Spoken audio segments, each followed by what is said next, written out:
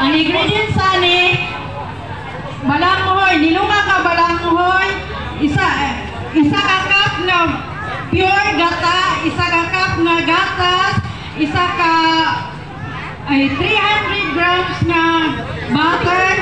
Then ang akong palaman, ang ihimo na ko ani 10 grams na coffee, 10 grams na cocoa, 250 na butter, then 1 cup na sugar. Gimix na siya sa mixer sa bowl, then gitak-an sa kaha in medium heat, then iukay-ukay siya ang na mungbuka na pagkabuka na gilunod ang tulo ka kutsara nga cornstarch, then ang to siya sticky. Pag sticky na gihawon siya, then gimix na gapon siya hantod na din gisit aside. Unya ang nilunga ka balanghoy, gidumog-dumog na ko niya, mura ko nakadumog sa akong ex nga nanglumos sa ako, hantod din siya nga napinong maayo. Nya pag nadumog na din siya, gisagol na ko tanan ingredients, mura ba gisagol na ko tanan mga kalamot na ko sa akong mga silingan char. Joke na to. Para sarap sa pakiramdam.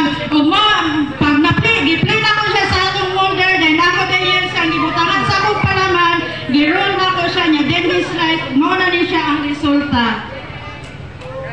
So napuno na kalagot. Pero with love, gihapon na siya, ma'am. Na I love wala.